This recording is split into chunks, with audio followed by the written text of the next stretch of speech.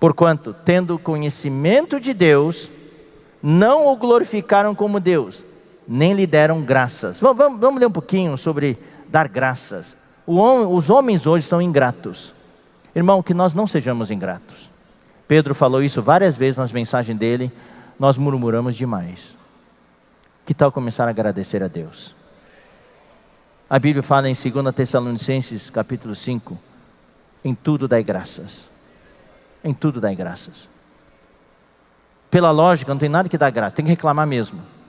Mas em tudo dai graças. Eu já contei para vocês a história no passado, de ir para o aeroporto, tinha que pegar um voo para a Bolívia. Já estava saindo de casa meio atrasado. E daí, chega um irmão para pedir comunhão. Eu disse, irmão, não posso, tem que ir para o aeroporto atrasado já. Não, pelo amor de Deus. O irmão começou a chorar. Começou a chorar. Tá aí, eu entrei lá e ele me segurou uns 40 minutos. Eu ia chegar atrasado para o aeroporto. Acabou os 40 minutos de comunhão, orei com ele e tudo, ele foi embora feliz. Peguei o carro e eu reclamei no caminho. Ó Senhor Jesus, estou atrasado. Ó Senhor, estou atrasado. Mas Deus falou, não reclame, agradeça. Ó, obrigado Senhor. Pelo menos a gente orou com esse irmão e assim por diante. Até cheguei na Marginal Tietê, começou a chover. E o congestionamento ficou, então houve congestionamento.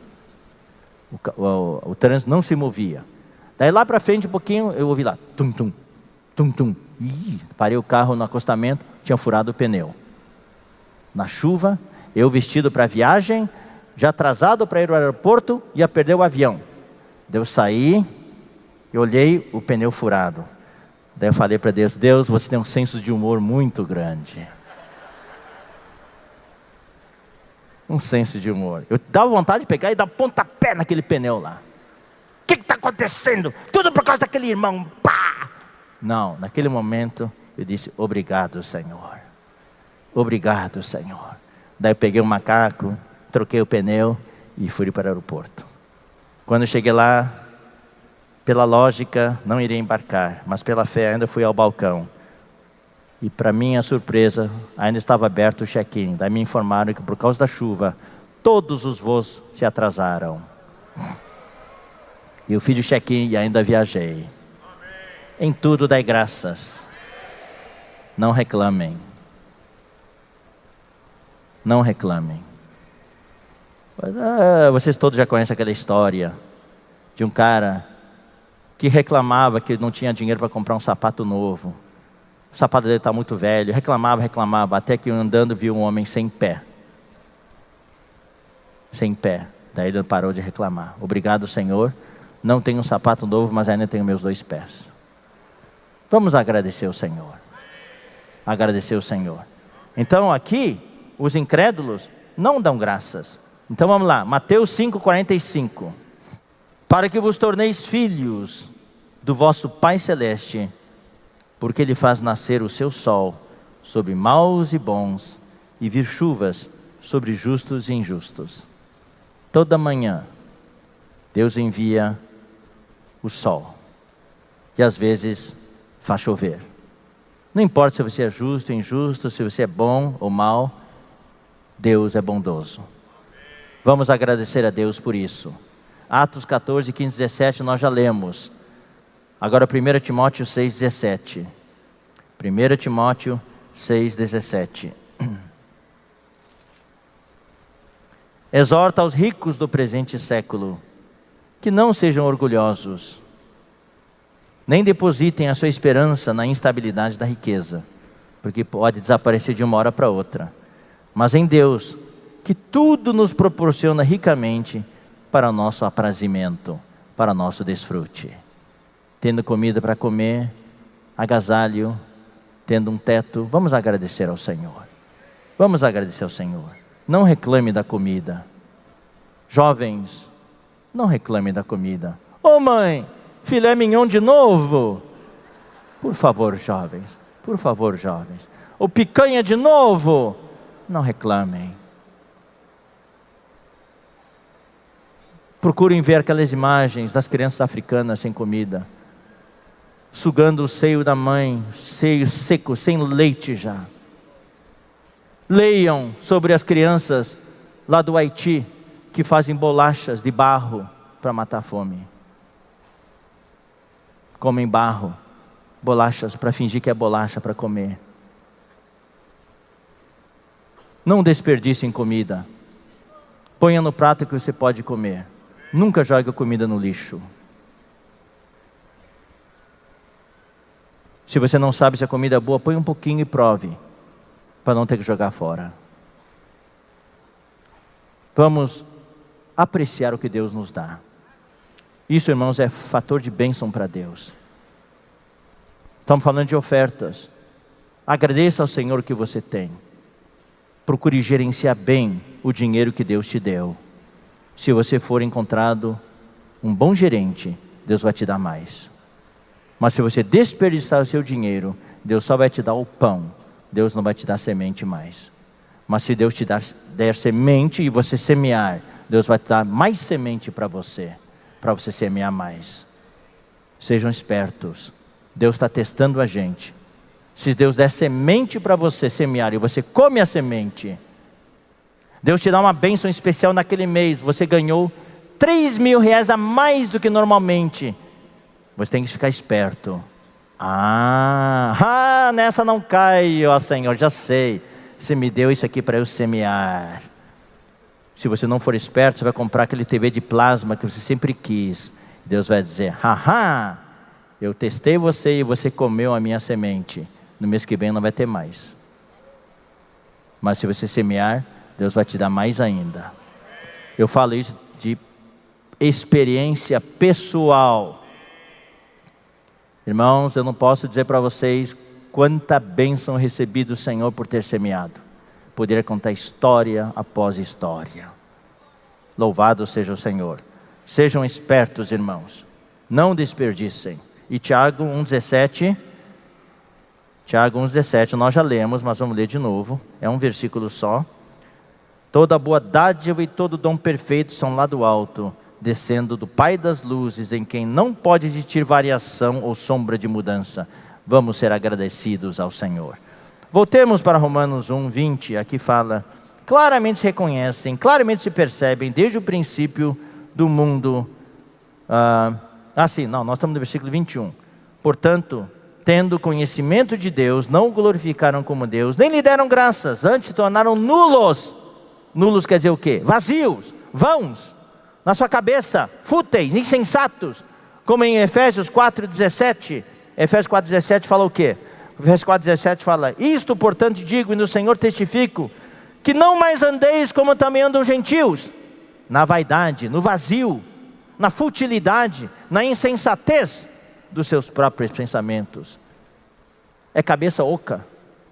Não sejamos cabeças ocas. Futilidade, insensatez, vaidade, vazio aqui na cabeça. Não vamos ser nulos em nossos próprios raciocínios, porque se for assim, o nosso coração insensato vai ficar escuro e a luz vai desaparecer. Versículo 22, inculcando-se por sábios, tornaram-se loucos. Essas pessoas se acham sábias, inteligentes, conhecem tudo, mas é loucura para Deus. 23, e mudaram a glória do Deus incorruptível em semelhança da imagem de homem corruptível, bem como de aves, quadrúpedes e répteis. Ou seja, Deus é invisível, Deus é incorruptível. Deus falou no seu primeiro mandamento que nós não devemos ter ídolos, não devemos fazer imagem de escultura. E todas as religiões fazem imagem de escultura. Substituíram Deus por imagens. Imagem de homem corruptível, como de aves, bem como de aves, quadrúpedes e répteis. Você pode ver todas as religiões pagãs, e até mesmo hoje, no catolicismo, no espiritismo, um monte de coisas. Nas religiões afro, tudo tem imagem. Isso, irmãos, é idolatria. Abandonaram a Deus. Jeremias 2,11 diz: houve alguma nação que trocasse os seus deuses, ainda que não fossem deuses? Todavia meu povo trocou a sua glória, letra maiúscula, por aquilo que é de nenhum proveito. Então o homem hoje mudou a glória do Deus incorruptível em semelhança da imagem de homem corruptível, bem como de aves, quadrúpedes e répteis. Queridos irmãos, eu quero falar algo aqui, porque frequentemente irmãos nos procuram. Irmão, tenho pesadelos em casa, não consigo dormir, tenho pesadelos, eu vejo vultos.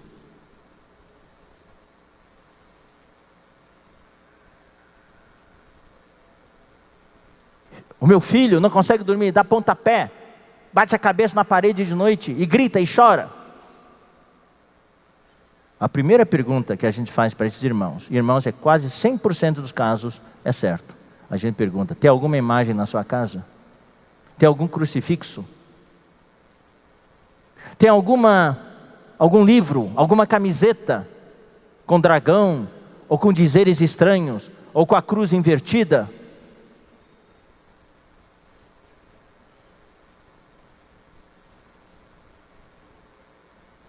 Daí as pessoas respondem, procuram, a maioria das vezes tem. Eu comprei uma camiseta. Uma vez, alguns cooperadores foram na casa de um irmão, dormi lá, tudo, da conferência. Daí, de noite, no quarto ao lado, o filho do irmão, do casal, dava pontapés e gritava de noite. Daí de manhã, os pais pediram desculpa. Falei, ele faz isso frequentemente. Daí os irmãos falaram, tem coisa no quarto dele. Eu estou falando isso por causa da idolatria, irmãos. Eu vou dar a dica daqui a pouco. Foram lá procurar, não encontraram nada. Não tinha imagem, não tinha nada. Daí sentaram na cama dele e tudo. Daí o irmão teve assim, um sentimento de levantar o travesseiro. Quando levantou, viu que o lençol todo estava escrito, estava do lado ali do lençol, tudo com a imagem de São Jorge e o dragão. Aí mostrou para a mãe falou, pelo amor de Deus, eu fui na feira, comprei o lençol, nem vi que tinha isso aí. Jogaram o lençol fora, a capa do travesseiro fora, e acabaram os pesadelos. Outro filho, também em outro lugar, também mesma coisa. Daí quando foram no quarto, daí ficou evidente, tinha um pôster enorme, de um roqueiro, heavy metal. Com aqueles olhos diabólicos, escuros, tudo, com aquela roupa negra.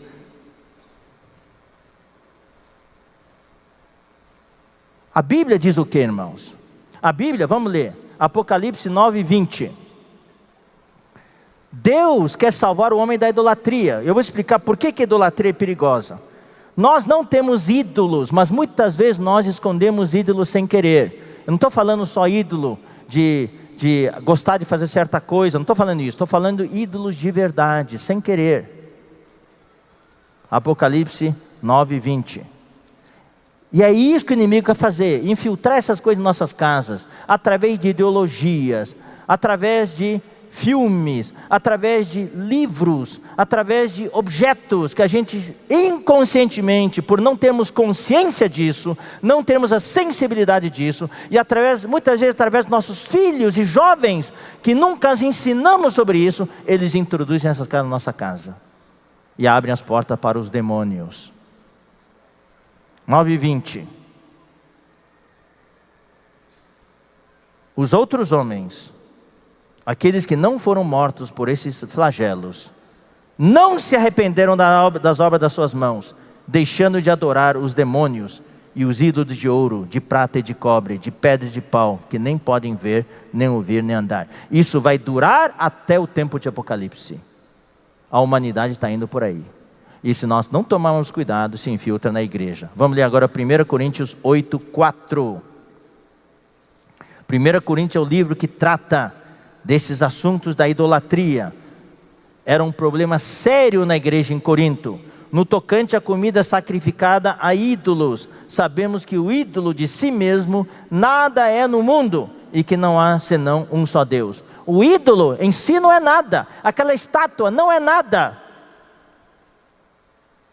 Eu gosto muito de comer cachorro quente. Então uma vez eu descobri que os pãezinhos de cachorro quente, aquelas bisnaguinhas, os melhores que eu já comi, eram fabricados pelos espíritas. Daí os irmãos falando, vou comprar mais. Irmão, se for assim, você não vai comprar mais nada. Você vai morrer de fome. O ídolo em si não é nada. O fato de um espírita fabricar isso não quer dizer nada. Tudo é santificado pela oração.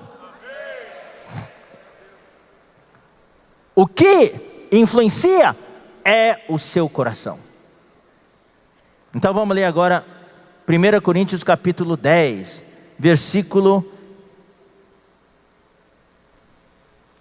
19. Que digo, pois, que o sacrificado ao ídolo é alguma coisa? Aquela comida que é sacrificada ao ídolo é alguma coisa? Não, não é nada não. Ou que o próprio ídolo tem alguma coisa? Tem algum valor? Não tem valor nenhum. Quando morava em Sumaré, eu tinha um programa de rádio, uma vez por semana, a gente ia lá. Irmãos, do lado ali, tinha a imagem, em cima, Maria, tudo. A gente continua liberando a palavra de Deus sem problema nenhum, porque aquele ídolo não é nada para nós. Nós temos o Espírito. É quando as pessoas começam a ter uma veneração, uma admiração por aquilo, que é aí que entra a influência dos demônios. Olha só, versículo 20. Antes digo que as coisas que eles sacrificam, é a demônios que a sacrificam e não a Deus. E eu não quero que vos torneis associados aos demônios. Aqui, irmãos, Paulo nos abre uma janela para ilustrar algo. O demônio em si não é nada. Mas quando alguém sacrifica para o ídolo não é nada. Aquele ídolo, aquela estátua não é nada. Mas quando alguém sacrifica para aquela estátua, aquele ídolo, está sacrificando para o demônio que está atrás daquele ídolo. Então isso que eu quero dizer para vocês. Atrás de cada ídolo tem um demônio. Quando acende velas, tem um demônio atrás. Quando as pessoas vão lá fazer o sinal da cruz diante de uma imagem, tem um demônio atrás.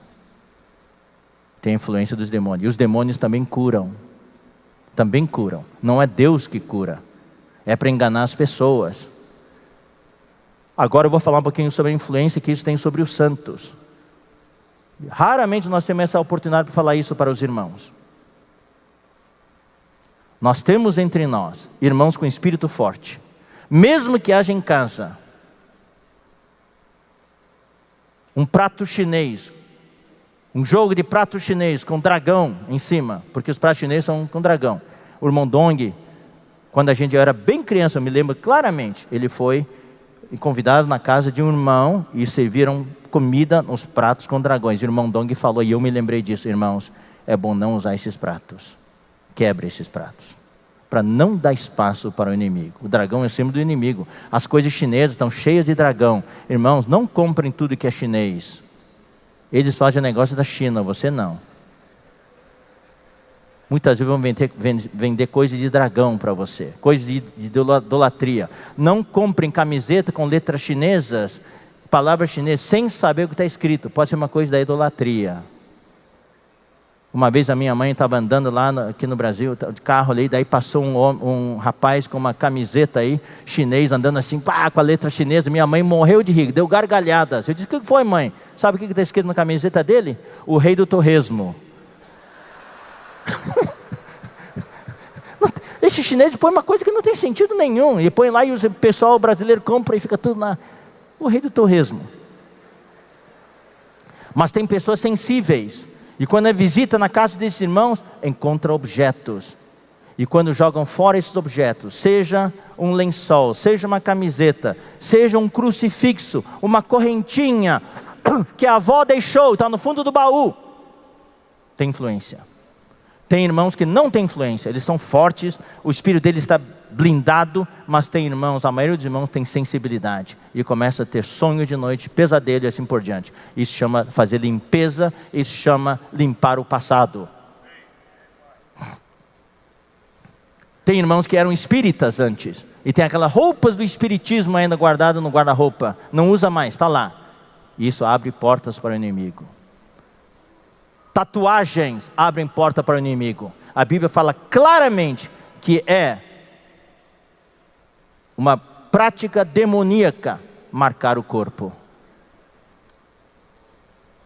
Dá para remover a tatuagem. Dói um pouco, mas com laser dá para remover. Nós temos que fazer uma limpeza. Hoje o inimigo ataca de todos os lados. Uma vez nós fomos na casa de um casal, num outro país. E daí a irmã, a esposa do irmão responsável, falou, todas as noites, às 3 da manhã, ela acorda com um pesadelo. E ela levanta para orar. O que ela vê? Ela vê uma figura demoníaca aparecendo para ela, acordando ela para ela orar. Acorda para orar, uma figura demoníaca. E estávamos hospedados lá, Roberto Graner, eu e outro irmão. Daí eu falei, irmã, tem alguma coisa nessa casa? Ele falou, Esdras, não tem. Nós sabemos que não deve ter. Nós somos da igreja já há mais de 20 anos, não tem. Daí o irmão que estava conosco, estava hospedado no quarto do filho, falou, irmã, eu vi uma coisa na mesa do seu filho. A irmã falou, o que é? Aquele jogo, aquele baralho com as figuras do Yu-Gi-Oh! Que a Globo exibiu um bom tempo na televisão, aquelas figuras demoníacas. Daí ele trouxe aquele baralho, aquelas cartas, e quando a irmã abriu assim, está aqui ó, o que eu vejo todos os dias. Uma das figuras é que ela via todos os dias. E daí nós tínhamos que viajar. Daí nós falamos para essa irmã e para o marido, tem que queimar, mas não é você que tem que queimar, ele tem que queimar. Daí nós viajamos, depois ela mandou uma mensagem. Eles pegaram o jogo de cartas e falaram que o filho estava com um comportamento muito estranho ultimamente. Daí eles foram para o quintal do fundo, pegaram aquelas cartas, jogaram gasolina em cima, atearam fogo e não pegava fogo. Não pegava fogo. Daí jogaram mais gasolina, tentaram, finalmente pegou fogo. Daí quando pegou fogo, começou a queimar o filho, de repente, o negócio saiu de mim, ele falou. Irmão, não estou contando historietas. Estou falando, irmãos, no tempo do fim, essas influências demoníacas vão aumentar. E nós precisamos nos guardar. Nós temos que limpar as nossas casas, para não dar, especialmente vigiar pelos nossos jovens, adolescentes, que trazem coisas para casa sem nós sabermos. Nós temos que aperfeiçoar os nossos filhos, falar a palavra de Deus para eles, vaciná-los, inoculá-los, imunizá-los. Seguindo adiante, versículo 24. Por isso Deus entregou tais homens à imundícia, pelas concupiscências de seu próprio coração, para desonrarem o seu corpo entre si. Irmãos, isso aqui é a ira do abandono. Pelo fato de o homem ter abandonado a Deus, de maneira consciente, Deus então retirou deles a sua restrição, a sua graça limitadora, e entregou os homens para estarem ao seu próprio destino. E quando o homem fica no seu próprio destino, daí as influências demoníacas e diabólicas entram e tomam controle do homem. Isso é o que está acontecendo no mundo de hoje. Por isso, irmãos, eu quero dizer, urge pregarmos o Evangelho. Precisamos salvar este mundo.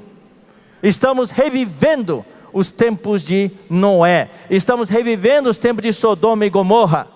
Por isso que a Bíblia fala, como foi nos dias de Noé, como foi nos dias de Sodoma e Gomorra, assim serão os dias do tempo do fim. Assim será na vinda do Filho do Homem. Deus entregou tais homens. Tomem nota desse versículo, nós não vamos ter tempo para ler. Leiam Salmo 81, versículos 11 a 12. Leiam Provérbios 1, versículos 23 a 31. E leiam Oséias 4, 17. Essas 3 passagens mostram que quando um homem escolhe conscientemente abandonar a Deus, Deus entrega esses homens ao seu próprio destino. Daí que acontece? Quando o homem fica a seu próprio destino, toda espécie de degradação, de corrupção humana entra.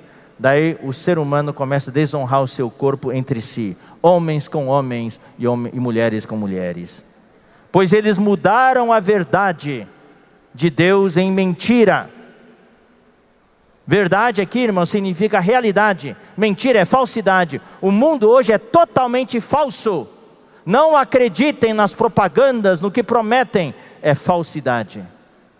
É tudo ideologia. Não tem realidade. O único que é real é Cristo. Só na igreja temos a realidade. Até mesmo hoje, desculpa falar assim, irmãos, em várias igrejas cristãs, o que existe não é a realidade. São os ismos, o misticismo, a superstição, o gnosticismo.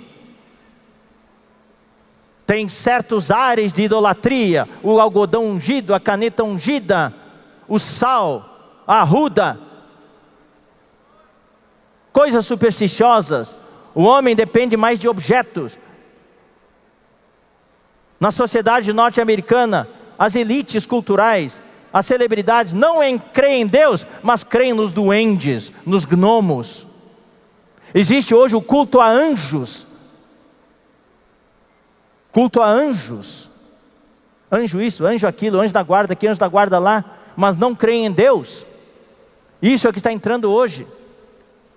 Cuidado com as ideologias. Jovens que estão nas universidades, cuidado com as ideologias. Cuidado com as filosofias. Isso faz balançar a sua fé.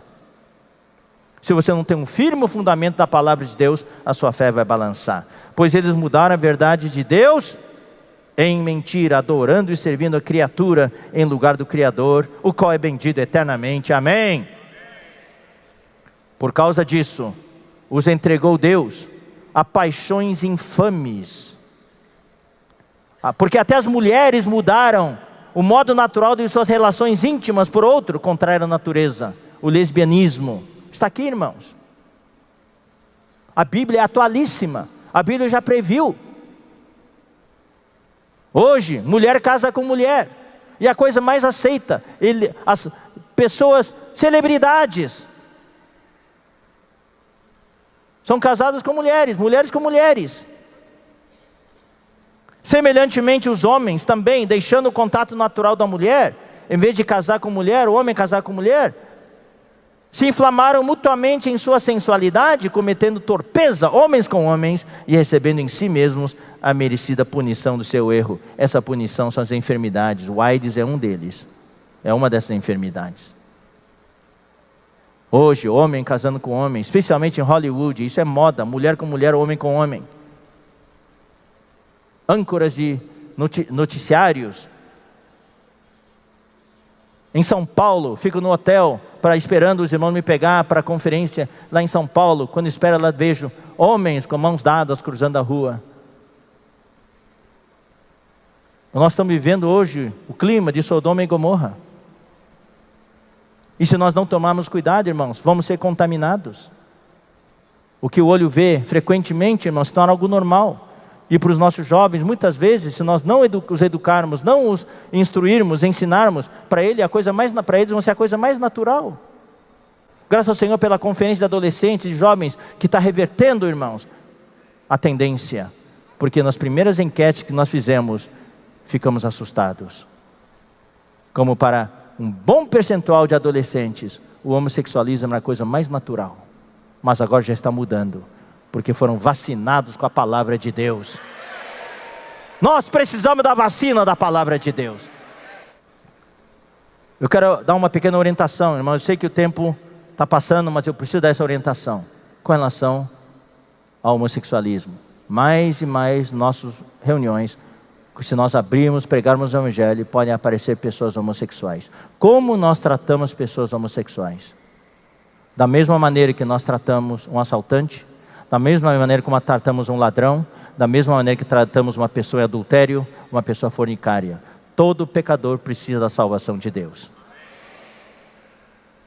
Um assassino não é um pecador melhor que um pecador homossexual.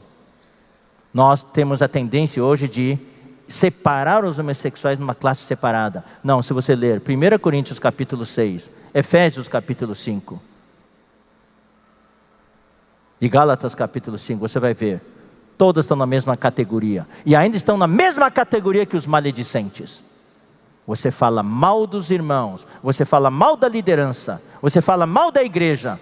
Para Deus é a mesma coisa que ser um homossexual, que ser um assaltante, que ser um homicida. É a mesma coisa. Não vão herdar o reino de Deus.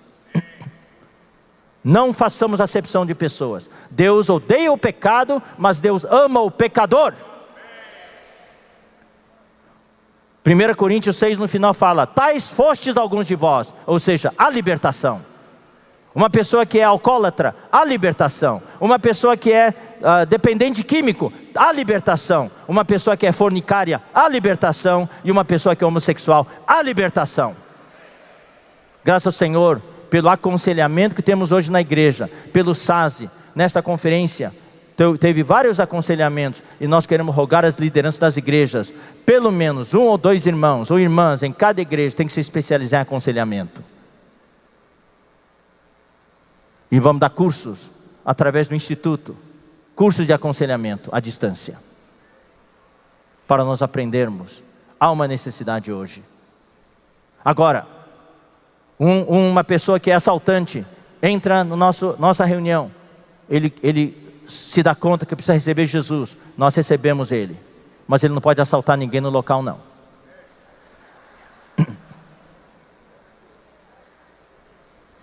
Uma pessoa que é ladrão, ele sente que ele é cleptomaníaco, ele precisa de libertação, ele vem para a reunião, mas não deve roubar ninguém. Uma pessoa que é homossexual, ele tem direito de ouvir o evangelho, mas quando ele entrar no local, pode até vir o par, sentado junto, mas tem que se comportar na reunião.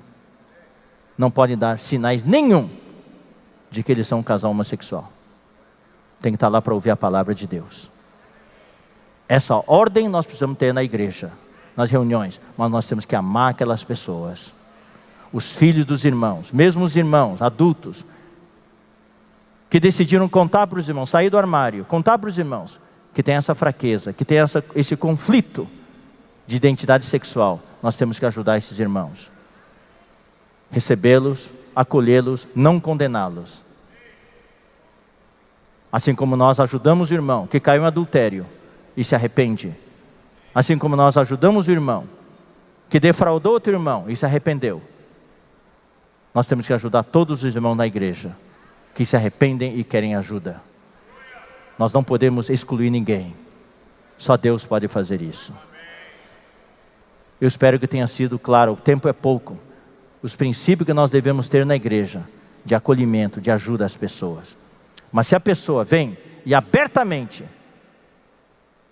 deixa sinais, os dois, casal homossexual, seja homem ou mulher, fica lá fazendo gestos, intimidades, publicamente, aí nós não aceitamos, nós pedimos para retirar do local. Os irmãos entenderam? Mas se eles se comportarem para ouvir a palavra de Deus, para receberem libertação, são bem-vindos. Nós tratamos todas as classes de pecadores de maneira igual, sem distinção. Damos a oportunidade para todo mundo receber o evangelho, para receber o poder de Deus, para serem salvos, para serem libertos. Versículo 28. E por haverem desprezado o conhecimento de Deus, o próprio Deus os entregou a uma disposição mental reprovável para praticarem coisas inconvenientes. Não é Deus que faz isso, Deus simplesmente os abandonou, tirou a restrição e deixou esses homens à própria vontade. Daí começa a praticar coisas inconvenientes, cheios de toda injustiça, malícia, avareza e maldade. Queridos irmãos, essas coisas não é só deles não. Algumas dessas coisas são praticadas no nosso meio, que somos irmãos.